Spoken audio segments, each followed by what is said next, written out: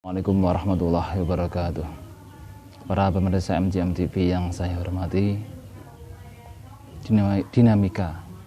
dinamika cara beragama di Indonesia terus mengalami ujian.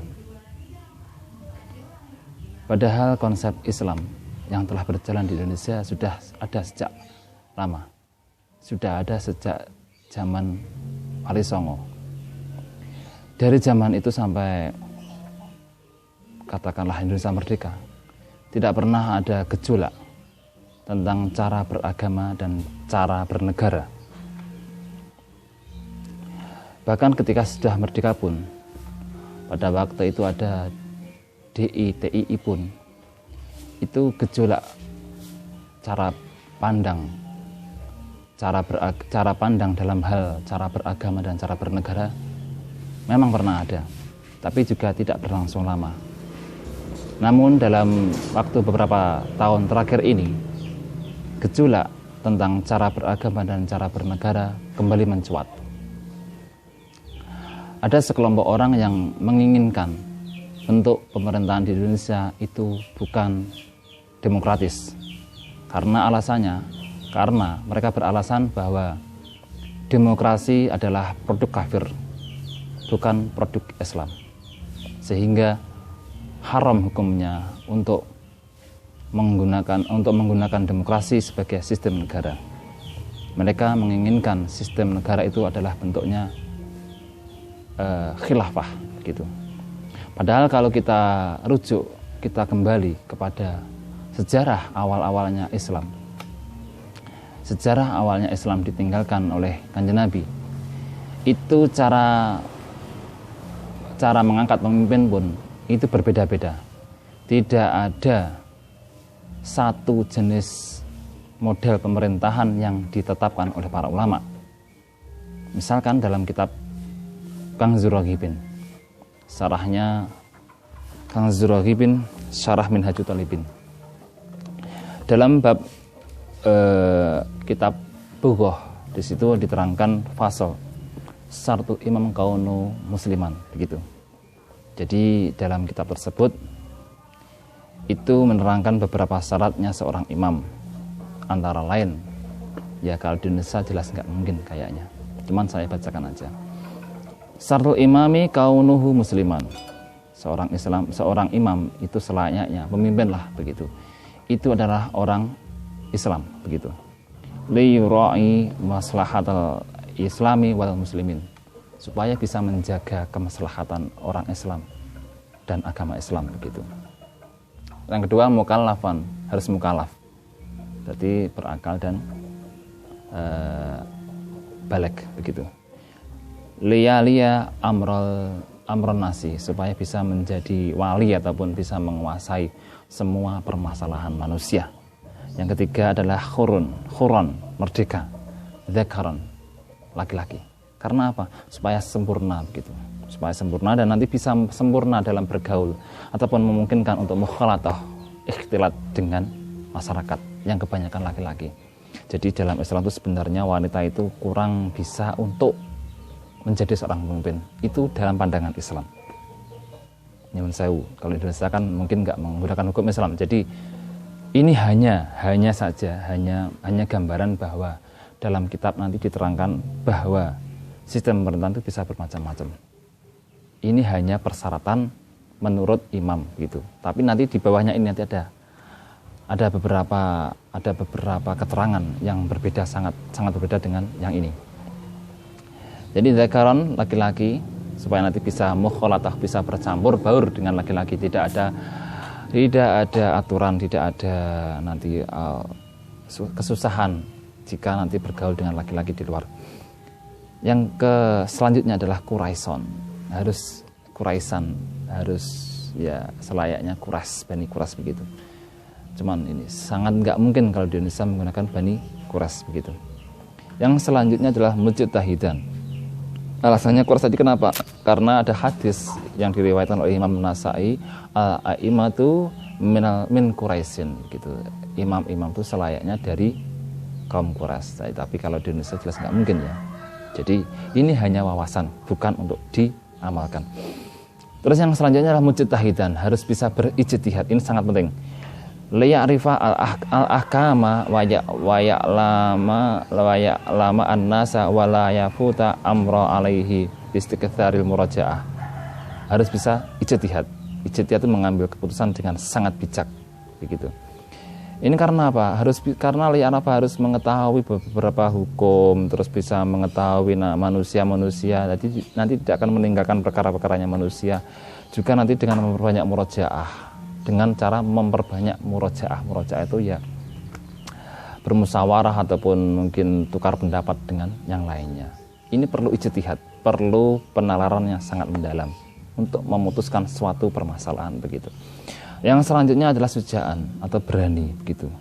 Ya ghazzu bi nafsi wa yu'aliju ajuz wa yaqwi ala fathil balad. Ini kan zaman dahulu ya, zaman dahulu. Jadi kalau keterangan di kitab itu nanti harus berani perang dengan sendirinya sendiri, berani perang tanding, begitu. Terus bisa mengatur strategi pasukan, dan yang terakhir kuat ataupun mampu untuk membedah negara, untuk memasuki sebuah negara. Ini pas zaman-zaman awal-awal Islam ya, zaman-zaman awal-awal Islam. Kalau zaman sekarang jelas sangat tidak etis, sangat tidak mungkin untuk melakukan hal ini. Selanjutnya dzara'in, memiliki pendapat. Jadi tidak itu pemimpin itu harus punya pendapat, harus saya itu punya pendapat begini, gitu. Bisa mengambil kebijakan. Wa sam'in wa basarin wa nutqin, bisa mendengar, bisa melihat, dan bisa berbicara. Ini terus terang ini adalah syarat-syarat yang sangat wajar yang terakhir ini ya. Terus ini jadi selanjutnya dalam Kanzur Raghib ini nanti ada fotonya dalam deskripsi itu, filenya ada nanti dapat Google Drive, begitu. Wa idan aqidu al imamatu bil bai'ah, dan sah imamah itu dengan bai'ah, dengan bai'at, begitu. Ini terjadi seperti pada waktu pengangkatan Sayyidina Abu Bakar. Itu Sayyidina Umar bai'at mengangkat Abu Bakar menjadi seorang imam. Akhirnya semua sahabat ikut bai'at, begitu. Cara model pemimpinan, cara model mengangkat seorang pemimpin dengan bai'at, sah, begitu.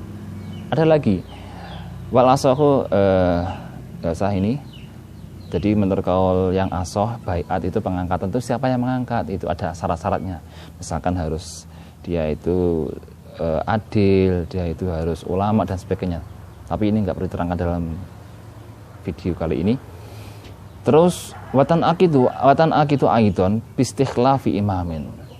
Jadi sah juga pemimpin itu nanti bentuknya itu pemimpin yang akan pensiun ini mengangkat penerusnya untuk menjadi gantinya dia, begitu. Ini terjadi seperti kisahnya Sayyidina Umar yang diangkat menjadi pemimpin oleh Sayyidina Abu Bakar. Itu dengan istikhlaf, kayak istikhlaf sholat jamaah. Jadi kalau imam itu batal wudunya ataupun dia itu pokoknya batal sholatnya, kan langsung dia keluar dari jamaah lah. Salah satu makmum itu langsung maju, seret, begitu, menggantikan posisinya imam. Jadi kalau dalam sholat jamaah itu alangkah baiknya itu orang yang berada di belakangnya imam itu adalah orang yang nanti pantas ketika imam itu batal, dia itu pantas menjadi seorang imam, istikhlaf, begitu. Ya ini mungkin jarang terjadi karena biasanya kalau misalkan imam itu agak-agak perutnya gimana tuh jadi tahan biasanya. Tapi kalau terjadi imam ternyata batal, begitu, nanti orang yang ada di belakangnya imam itu otomatis dia harus berani maju terus menjadi pemimpin. Nah ini dalam masalah negara pun itu hampir sama. Ada cara model pada zaman dahulu itu Sayyidina Abu Bakar langsung mengangkat Umar menjadi penggantinya, begitu. Terus selanjutnya watan itu aidan bistilainan ini. Kalau masalah musyawarah ini, falau ja'ala al-amru sauran bainal jam'i fakastikhlafin. Jadi begini. Kalau imam yang mau lengser ini menyerahkan perkaranya kepada sekelompok manusia, begitu.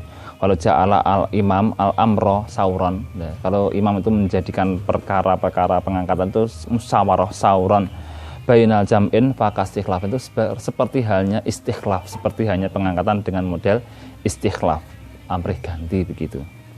ila ana al mustakhlif ghairu muta'ayyin, kecuali ini ya bedanya itu kalau Sayyidina Abu Bakar langsung nunjuk Umar itu menjadi pengganti saya begitu. Tapi kalau model yang ini, jadi pemimpin sebelumnya itu menyerahkan kepada sekelompok manusia untuk menentukan siapa pemimpinnya, calon penggantiku siapa, monggo dimusyawarahkan begitu. Jadi ada model kayak gitu juga. Tapi itu hukumnya seperti menurut pandangan ulama itu seperti istikhlaf begitu. Watan akidu aitan bi istilahi jam'i syuruti. Istilahi jami'is syurut begitu. Dan sah juga nanti kepemimpinan imam begitu, imam suatu negara ataupun suatu pemerintahan itu istilah amrih menguasainya beberapa syarat semuanya syarat begitu adalah pada maudil imami min ghairi ahdin wala bai'atin, tanpa adanya bai'at dan tanpa adanya pengangkatan, bi an qahara an-nasa bi syaukatihi wa junudihi layang tadzima sumulal muslimin begitu. Alasannya sederhana. Jadi contohnya bi an qahara, dengan gambaran ada orang yang bisa menakut-nakuti ataupun bisa menguasai seluruh negeri, ya mungkin kayak kudeta begitulah. Dengan menggunakan pasukan dan saukahnya, wibawa, kekuatan dan pasukannya, dia itu menguasai seluruh negeri kayak kudeta begitu. Akhirnya dia itu tetap tan akidu al imamah, jadi sah imamnya itu menurut agama walaupun dengan model kayak gitu. Liyang tadi masumul muslimin, supaya apa? Supaya urusannya orang-orang Islam itu ya intidom, teratur begitu, walaupun diperintah orang yang awal-awalnya melakukan kudeta. Ini terjadi setelahnya Sayyidina Ali kan terus terjadi kudeta antara mungkin Muawiyah ganti lagi dengan Abbasiyah atau Fatimiyah dan seterusnya lah. Tapi kan intinya itu ada semacam ketidakpuasan atau kudeta begitulah awal-awalnya. Itu juga sah. Wakada begitu juga sah begitu. Wakada seperti halnya orang yang tadi menguasai dengan saukah dan junud, dengan pasukan tentara dan tadi itu juga fasikun wa jahilun. Ai tan akidu bi istilahihi al maujud fihi bi baqiyatus syurut fil asahi. Jadi walaupun orang itu fasik maupun orang bodoh sekalipun begitu, karena dia itu memiliki saukah dan tadi akhirnya menguasai seluruh negeri, itu tetap sah begitu. Nah, dari beberapa cara kepemimpinan yang ada dalam kitab Kanzul Raghibin ini yang termasuk kitab ini lebih luas daripada Fathul Mu'in, tetapi ini masih ringkas. Dari keterangan kitab-kitab kayak gini, berarti kan tidak ada sistem pemerintahan yang para sahabat itu ya harus itu begitu, nggak ada. Antara Sayyidina Abu Bakar, awal pengangkatan Sayyidina Abu Bakar itu dengan pengangkatan Sayyidina Umar dengan pengangkatan Sayyidina Utsman itu beda begitu. Kalau Sayyidina Abu Bakar dengan bai'ah, kalau Sayyidina Umar dengan istikhlaf, kalau Sayyidina Utsman dengan tadi menyerahkan perkaranya. Jadi Sayyidina Umar sebelum masa itu menyerahkan kepada muslimin, siapa pemimpinnya penggantiku monggo dimusyawarahkan begitu. Akhirnya terpilihlah Utsman begitu. Itu dalam keterangan kita kayak gitu. Ada lagi model pemberontakan ternyata berhasil menguasai negeri, daripada nanti terjadi pemberontakannya berkelanjutan akhirnya ini sah begitu. Ada banyak model pemerintahan pada zaman sahabat sendiri, bahkan pada zaman Khulafaur Rasyidin. Jadi tidak ada satu bentuk pemerintahan pun yang diklaim itu adalah pemerintahan yang islami, nggak ada. Jadi demokrasi menyerahkan pengangkatan kepemimpinan kepada rakyat itu seperti istikhlaf. Kalau dalam penalaran kitab ini seperti pengangkatan Sayyidina Utsman. Jadi menyerahkan kepada sekelompok orang, akhirnya kelompok orang karena Indonesia saja sudah bisa pemungutan suara seluruh negeri ya, malah lebih mudah lagi. Jadi akhirnya pemilihan begitu. Akhirnya ternyata presidennya adalah ini begitu. Tapi kan itu musyawarah sauran baina jam'in. Itu seperti hukumnya seperti istikhlaf dan itu sudah ada pada zaman Khulafaur Rasyidin. Jadi kalau mungkin dianggap Apa landasan hukum Indonesia kayak gitu ya? Ada pada zaman sahabat begitu. Jadi salah satu penggambaran Islam moderat dalam kasus ini yaitu tidak memilih, ya dalam arti ya tengah-tengah begitulah. Sekian, assalamualaikum warahmatullahi wabarakatuh.